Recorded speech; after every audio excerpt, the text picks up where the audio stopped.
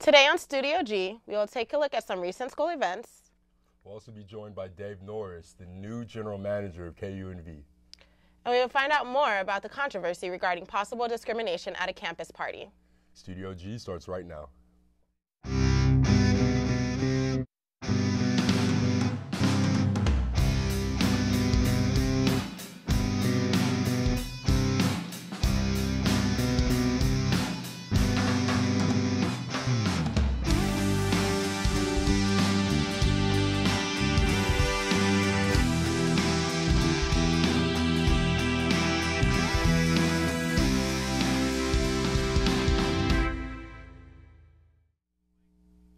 Thank you for joining Studio G.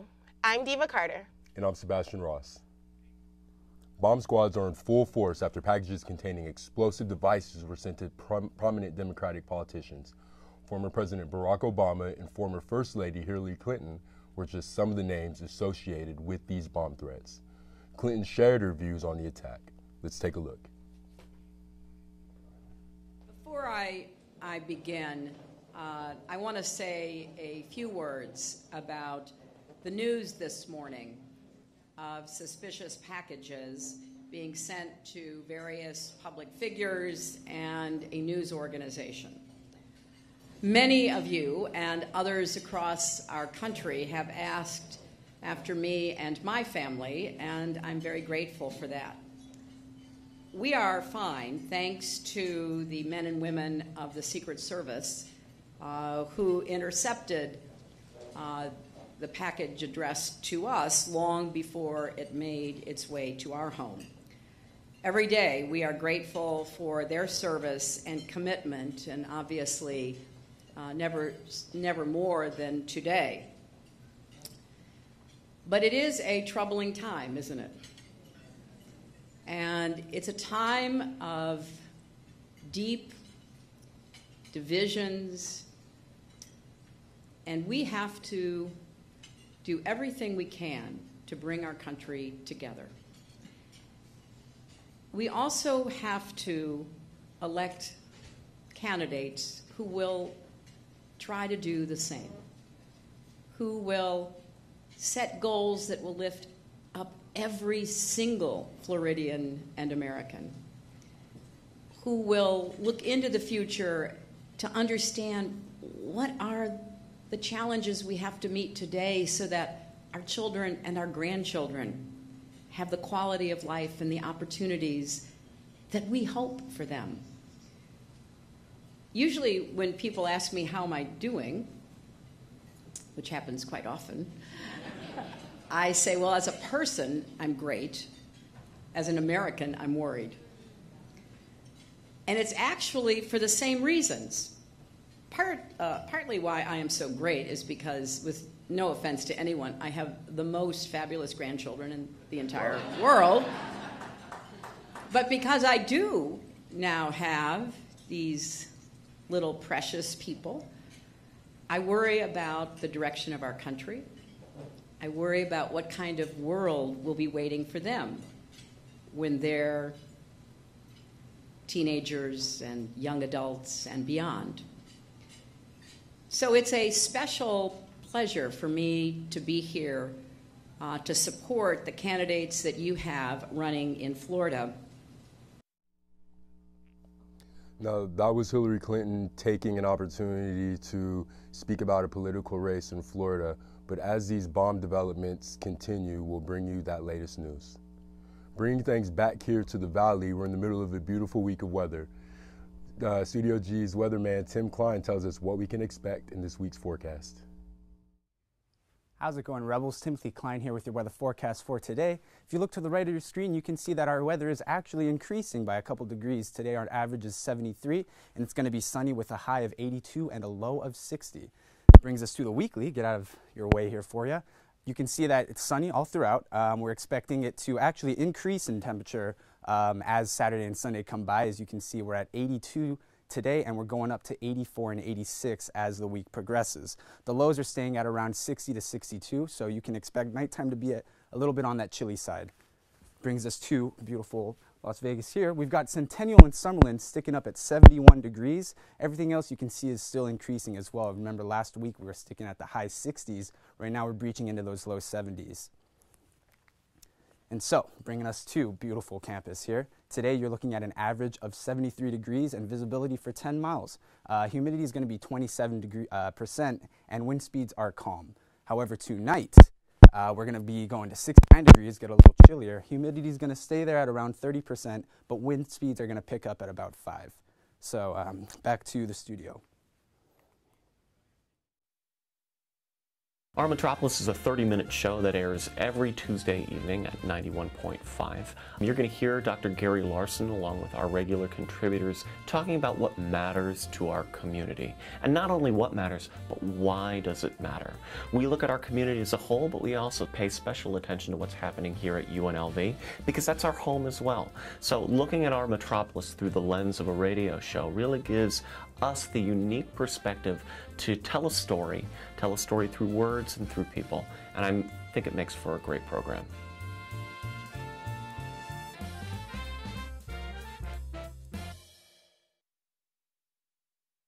We are member supported. KUNV 91.5, The Source. Here's why you should become a member. Become a part of the public radio family while keeping jazz alive in Southern Nevada. Every member receives a discount card to businesses and restaurants around the valley, along with a premium of KUNV branded items, exclusive access to KUNV ticket giveaways for concerts and events, and private members-only events with prominent musicians such as Paul Taylor, Vincent Ingala, and many more. We are 91.5 The Source, and that source is you. So become a member today. I recently got the opportunity to join the UNLV track and field team and the Goody Two Shoes Foundation to show some school spirit. People from all across the city joined together on campus to support the team and participants, just in time for homecoming.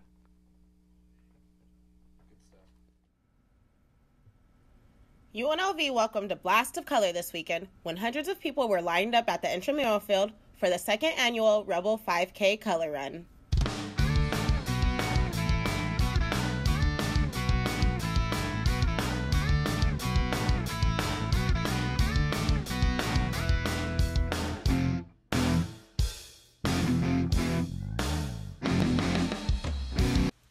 The UNLV track and field program has been working to get the community more involved. Participants met at the field at about 8 a.m. to start the event with a group stretch. People of all ages banded together in a warm-up session to get the crowd moving. It wasn't long after this that the large group took off, racing for the finish line.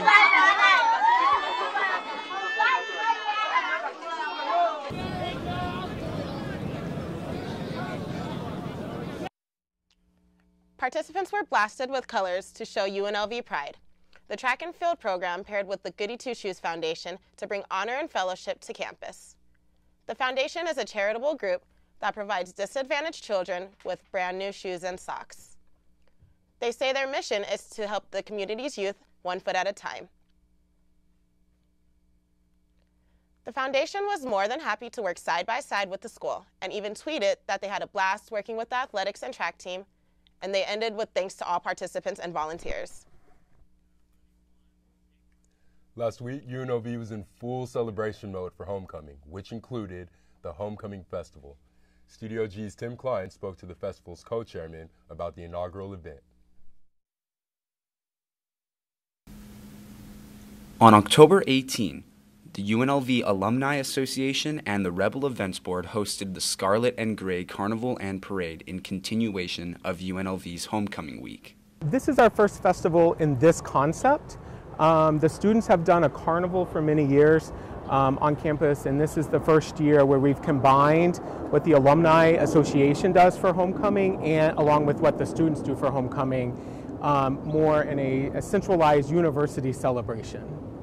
Savannah Baltura and Blake Douglas are co-chairs of the festival and hope to provide a fun environment for alumni as well as students. Right, and then from an alumni perspective, we have our annual awards this evening where we recognize our top 4 alumni award winners for the year. and then our 18 college and school individual alumni of the year from each college and school. Sure, the primary reason is to get them back on campus and keep them engaged in the university once they graduate. We find that oftentimes when alumni graduate, they don't tend to come back to UNLV, so homecoming is that perfect opportunity to come back and see how campus has changed, see what's new, what's improved, all those kinds of things. And we're hoping by having alumni and students do this together, we can show students that while they're students, if they're engaged and involved, so that when they graduate, it's like an easy transition into becoming an alumni. The festival provided various rides, activities, food and beverage, and even a beer garden for those who chose to pay a nominal fee. It's just logistics. It's communications, logistics. It's the first time you do something, so it's sharing that vision when folks haven't seen it before and getting them to buy in and understand that this is going to be a great success and a long-standing tradition. The homecoming week from the student perspective started on Sunday night.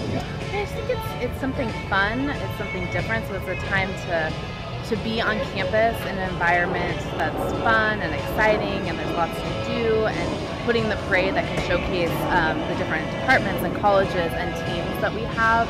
I just think it provides like the whole package of like having that experience of being on campus. If you would like further information on future events, you can contact the UNLV Alumni Association here on campus. For Studio G, I'm Timothy Klein. The sought-after Homecoming Festival was well worth the wait. Fundraisers such as Rebel Give, as well as increased tuition, will make events like this possible in the future. So earlier you were talking about how you stopped by the Homecoming Festival. Did you see anything cool there? I took a lap. They had like a bungee jumping thing that was pretty cool. Guys doing backflips and everything. And I thought about you because there was a beer garden. Did they have Merlot? Did they have Merlot? That's something I didn't get to test it out. Tim says they had Merlot. Studio G weatherman Tim Klein approves of the Merlot. Right after break, we'll be right back with an interview with Dave Norris. Station's great. You make friends, you gain skills, you learn how to do all this stuff with audio. It's a fantastic thing. I can grow with everyone and everybody supports me as well as I can support them. I think it's great. I think it's a blessing to have this kind of equipment from the Green Spawn family as well as the state of Nevada. And it's really informative to see, how a radio show really works. Now that I do it, I have friends, I have people that want to hang out, and I get to play music a lot. It's very good too because we have all the top of the line equipment to work with and students here that can help you out, so it's a very, very good way to get involved in the radio.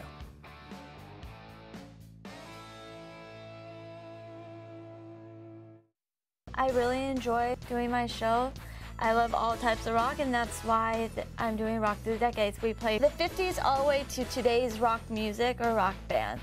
I want them to get the appreciation of how much rock has changed over the years and how it's still really great. You can never kill rock. I mean, rock is like the way to be, the way to go.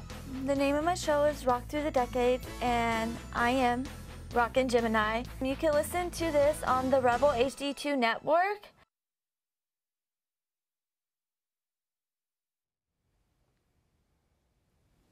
Today I'm here with Dave Norris of KUNV. Thank you so much for joining us. It's my pleasure. So I understand you're the operations manager here. Please tell us about yourself. Oh, okay. Well, I mean, I've got a great job. I have kind of the best of both worlds. I get to work in a broadcast medium that I just think is always changing. That is radio, internet streaming, podcasting, audio, to that like. And I get to work with students who are really interested in the medium as well. So it's kind of a great gig that I fell super fortunately right into. Awesome. And please tell us about 91.5 FM. So KUNV Radio, we've been around for many years at this point. We have 3 platforms that we offer at KUNV.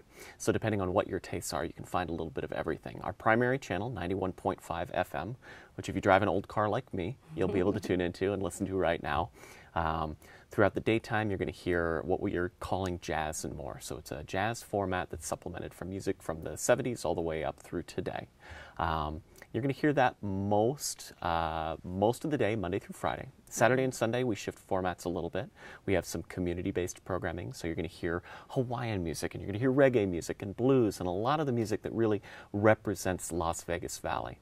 In addition to that, we offer 2 other channels that we broadcast over the air in digital. So if you have a digital receiver or a new car with a HD radio in it, you can pick up our student channel, which is the Rebel HD2, which is student-based programming, indie alternative rock, hip-hop, electronic, all depending on the type of day that you're listening. And then on the weekends, we kind of span the gamut as well. You might hear music from Frank Sinatra and Sammy Davis Jr. 1 hour, and then video game music the next hour. It's kind of a hodgepodge, but it's what makes college radio really special and unique. And then we have an homage to what was KUNV 20 or so years ago on our HD3 channel, which is all traditional jazz. So like the Miles Davis and the Dave Brubecks and kind of those huge names that were icons in the genre 50, 60 years ago when the genre was really at its peak. Yeah, it is actually a great mix. I've heard it before, so it's a lot of good music, definitely. Well, thank you very much. We're always trying to improve it, but any feedback we can get is always appreciated. Yeah, absolutely. And so, how with the students, how do they get involved? So students have an opportunity 3 times a year to get involved with the station. We offer a not-for-credit training class. So it's good and it's bad. It's good because there's no tuition that's involved, so you're not having to pay for an extra class. The downside is you don't get any formal credit for it in the sense like you're going to get something towards your academic major.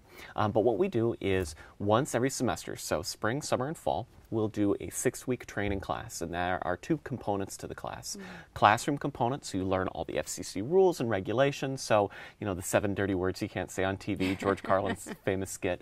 So we talk about things like that. We also talk about station policy, and then concurrent with that, we do in-studio training, so you're actually learning the equipment, proper mic etiquette, what to talk about, what not to talk about, things like that, when you open up the microphone. And all of that culminates at the end of that 6-week window with 2 tests. You'll take a written test, and we call it a board test, but it's just a demonstrative test that you know how to operate the equipment. Right. And once that's said and done, you can apply for a radio program. So you put in a proposal, say, hey, I really want to do a show all about, accordion polka music. And I'll be like, okay, that sounds awesome. And we go from there. Great. So they can even have their own shows here if it gets approved. Absolutely. Yep. And so it is a student-run channel, which means that the president of the station is really the station manager. It's an elected position. Vice president, treasurer, secretary, just like any executive board, they are the leaders of that station. They oversee programming. They oversee the training. They oversee who's getting involved and what new shows are being approved. And not just kind of on the air, but off the air stuff as well. We got a lot of behind-the-scenes stuff, as well as a lot of events and things like that. That sounds like a great opportunity to kickstart, someone's career after college. It'll look great on their resume to try to get their foot in the door. Absolutely. I mean, we've had a number of students in the time that I've been here who have gotten involved with the student radio station, really fallen in love with the whole medium. They've gone on, got jobs working as morning show radio producers, sports talk show hosts. Some have stayed in the industry, some have been in the industry, then they've decided, I'm going to move back into video production. But, the great thing about audio, if you know how to manipulate audio, even if you're interested in working in video, great audio is important, as you know. So knowing how to manipulate audio, knowing how to do the post-processing, things like that, it's really key. Yeah, definitely. So what are some events that are going on right now? Well, actually, as we speak right now, the radio station is out in the courtyard of the Student Union. We've got a couple of live performances going on until about 4 o'clock today with a bunch of local musicians. We do this not necessarily every Wednesday throughout the semester, but 3 Wednesdays in November. The first Wednesday in December, we'll also be out there in the Student Union on the courtyard side, so not the PITA side, but just featuring local musicians, trying to be a spotlight for artists that maybe they're not well known now, but you can say, yeah, I heard them when, and that's really exciting. Yeah. This upcoming spring, we'll be doing our RebFest Festival again. That'll be on March the 12th, I believe. It's a Tuesday, mid-March. It's going to be great. Last year, we featured 13 different live musical performances, not to mention spoken word and stand-up comedy. So we're looking forward to doing that again as well. It should be a great time in mid-March. So that's kind of the culmination of all of these different live performances all coming together off the air, but should make for a great event. Yeah, no, I was there last year, actually. I happened to get a story on it. Some of the artists were amazing. Yeah, right? It was a good time. Yeah, it definitely was. Yeah, so we're looking forward to another good one. Very cool. So now, being in this program, or in this department, I should say, what are some major differences between television and radio, and you know, for students who are kind of still on the fence and deciding where they want to go? Sure, absolutely. Well, I mean, you think about it from a number of different ways. I mean, video certainly has that picture associated with it. I know Doc Larson likes to say that radio is theater of the mind, all right? Mm-hmm. So you're painting your own picture right there. So maybe you're really interested in podcasting, for example, narrative podcasting, interview-based podcasting. That's really where I see the industry going right now. With video, you think, okay, I can have my own YouTube channel. With audio, think about something super niche. Maybe you're really interested in something specific. Mm-hmm. No problem. It used to be with mass media, it had to be for the masses. Now we can really target specific programming to specific individuals. I think that's really where audio is going. You think about on-demand services like Spotify, Apple Music. It's music that's tailored to you. Programming like podcasts are also tailored to you as well. It makes it a really interesting time, kind of a terrifying time right now too, to be in just any media, but radio's not going away. I mean, in the event of there was an emergency, you lose power, you lose your cell phone towers, you can still turn on your car, listen to the radio, figure out what's going on. It's just, how do we adapt and really take most advantage of the technology now and into the future? Yeah, I fully agree with you. I really appreciate you joining us today. It has been my pleasure. Thank you so much. We'll be back in the studio in just a moment. As far as Studio G, at first it looks overwhelming, and at first it looks like it's a lot of work, but I'll tell you what, it's the most beneficial class I've had at UNLV to date, without a doubt. You get to not only develop stories and work on your interviewing skills, your editing skills, and your shooting skills from a camera perspective, you get to work on all the equipment that's in the studio. So you're working on audio, you're working on directing, tech directing, you get to produce your own show. You can take a 30-minute newscast and make it your own. And that's really cool about Studio G. Like I said, a lot of it seems overwhelming at first, but it is by far the best class I've taken at UNLV since I've been here. You don't get to do an internship, you have to do an internship. It's one of the requirements for a journalism major. You have to do an internship before you can graduate. Definitely having an internship as a requirement really helps push yourself out there and to just remind you that, you know, that your graduation is coming up soon. You're going to have to need some work experience in your career. So it's really good to put yourself out there early on, and they tend to help students a lot more. So when you do a student internship, it really helps out a lot.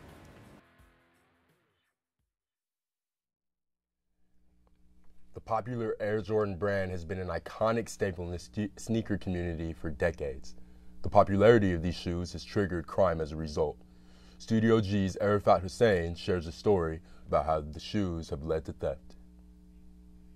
There are some broke people fiending to steal some expensive Jordan shoes, and they will do whatever it takes to get your pair. For instance, hold the individual with a gunpoint, stab the person, or anything brutal just to get their hands on them. I think that it's sad when people in our society find more value in material things than a human life. I think we have to do better than that. We're truly missing the value of one another and the value of life.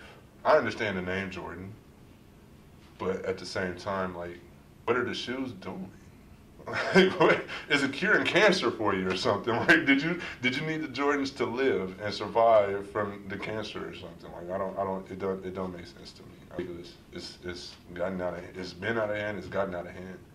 Like, kill each other over nothing. Like, it's dumb. It's just all dumb. According to Sports Illustrated magazine that was issued back in May 14, 1990, stating that sneakers and team jackets are hot, sometimes too hot. Kids are being mugged, even killed for them. Who's at fault, your sneakers or your life?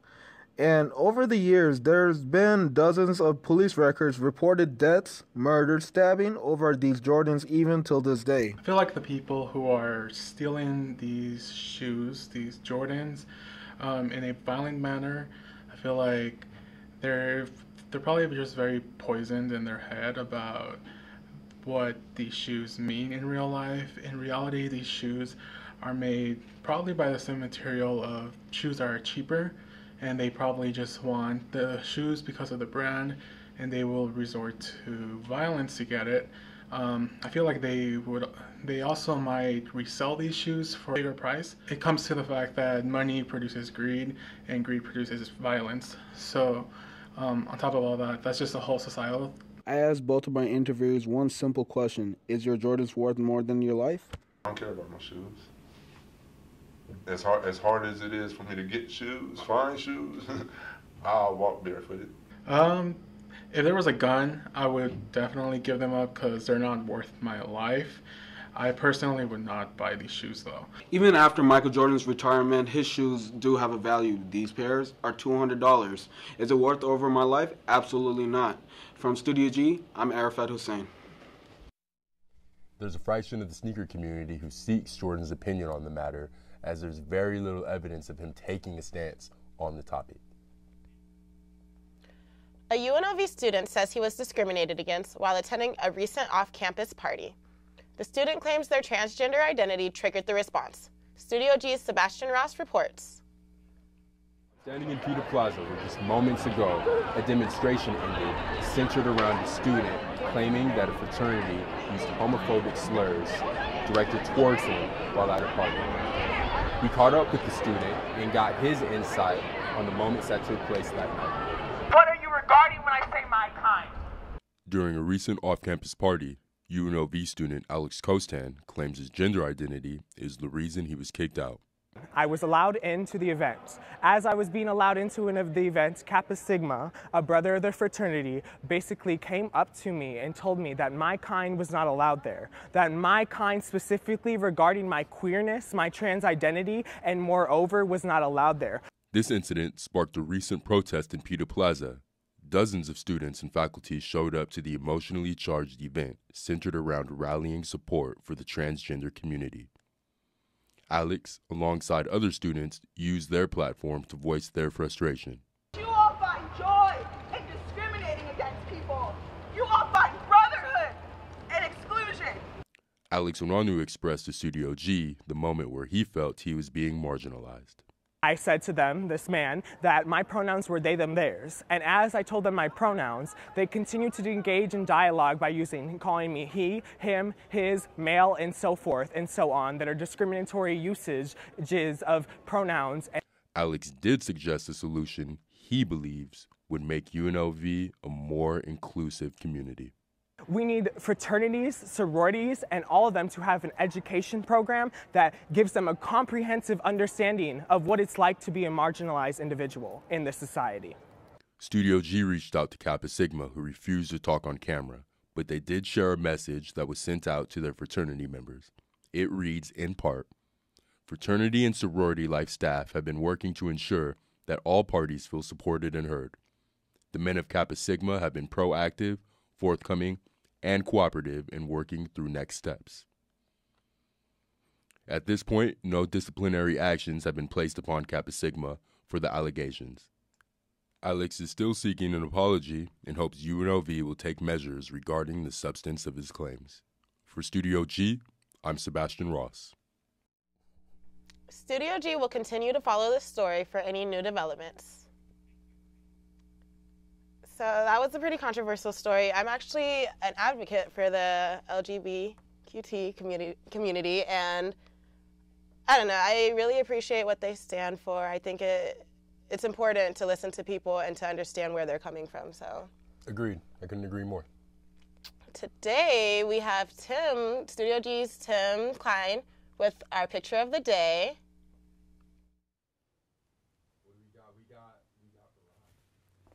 Okay, so for the picture of the day today, we've got former President Barack Obama, who visited the Cox Pavilion just earlier this week, and he came for a Democratic rally to just midterms are right around the corner, and he actually was opened by Salt and Peppa, you know, a very fan-favorite old-time group. So back to the studio for closer.